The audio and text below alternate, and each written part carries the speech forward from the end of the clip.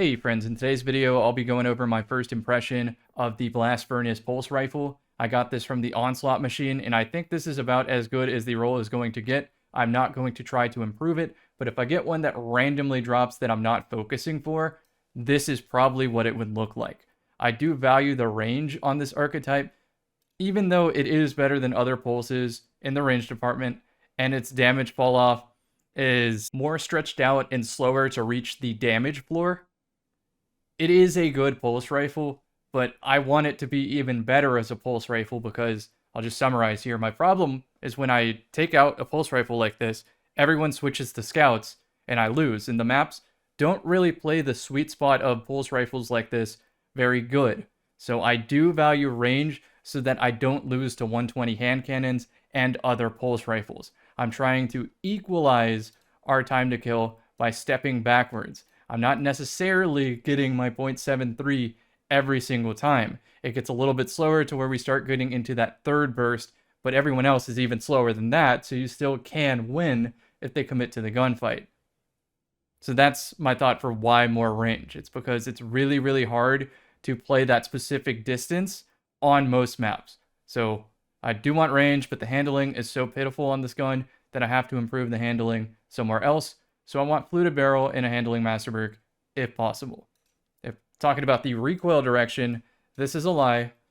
I like the base recoil direction the best, and then arrowhead plus a counterbalance mod second best. That one is pretty much up and down, but it's way too much investment when I could just have fluted barrel and get the stats too, and just learn the recoil pattern a little bit. Rapid hit makes sense because it's making up for the stability that I'm giving up to take handling. And even though I didn't like kill clip, I would be two bursting so much more if I could ramp it up like this.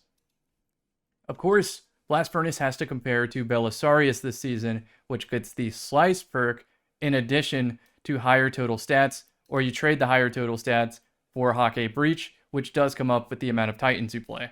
And overall, I think this is a better pulse rifle, especially on controller, but I do like the sight picture of Blast Furnace better, and therefore for that reason, like it better on mouse and keyboard.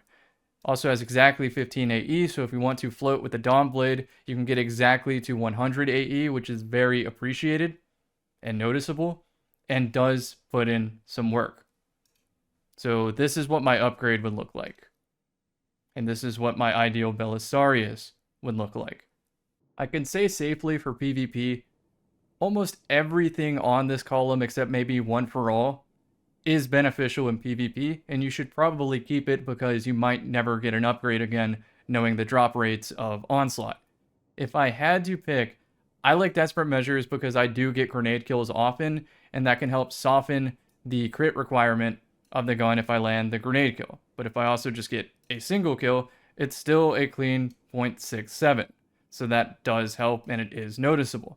Frenzy, passively 0.67, Rampage single stack, 0.67, Kill Clip, 0.67, but you can land a body shot in between the two bursts. So all the damage perks, pretty much equal. I know I'm running a Chromatic Fire build today, so Firefly probably would have netted some collats, but if I had everything else perfect, I would just use Firefly since it is a reload boost too. The best way I can describe Blast Furnace is like in terms of hand cannons. If No Time to Explain is the Hawkmoon, Ace of Spades, that gun, the 140 RPM, Blast Furnace is more like the Igneous Hammer. That's the role it's trying to fill. But I don't think it does it enough, or rather, the map design doesn't feel like I can reach that sweet spot for Blast Furnace enough. Revision Zero is a little different because you're playing a minigame, not necessarily using Blast Furnace archetype.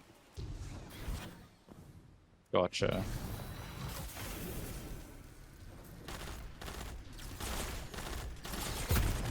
Oh boy.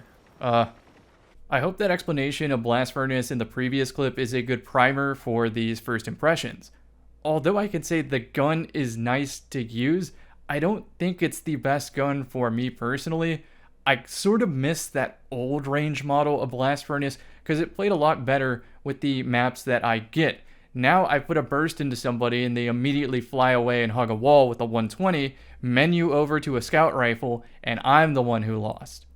That is seriously what happens.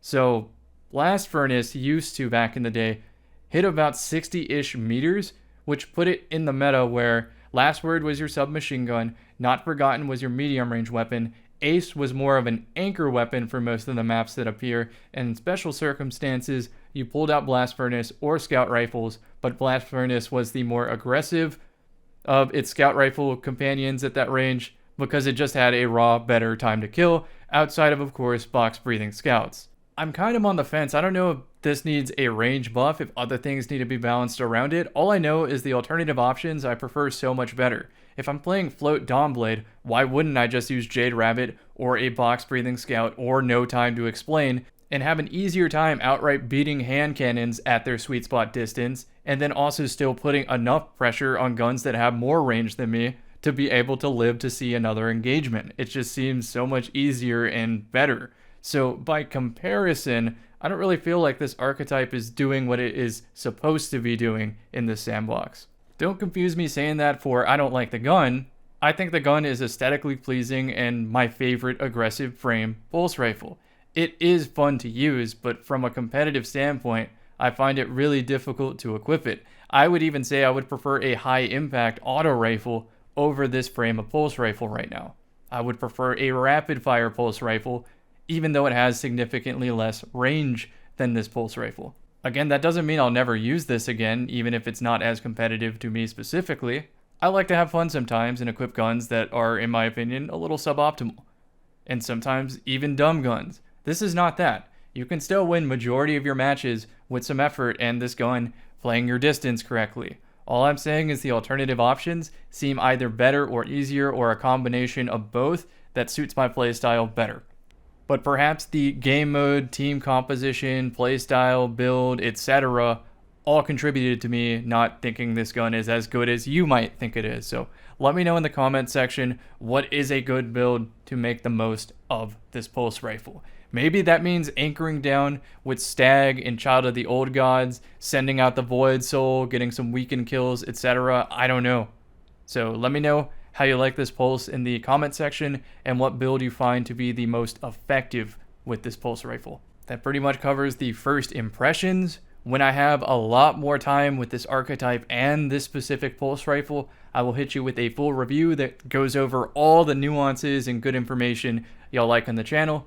I like doing the first impressions as soon as possible on the upload schedule to just give you a vibe check on whether or not these weapons are worth your time, and I will certainly say that Blast Furnace is worth your time just because of how aesthetic the weapon is. So just get yourself a very solid, maybe 2.5 or 3 out of 5, and put it in the vault, and wait for a rainy day when Bungie decides to move the meta around these type of pulse rifles. I will see y'all in the next one.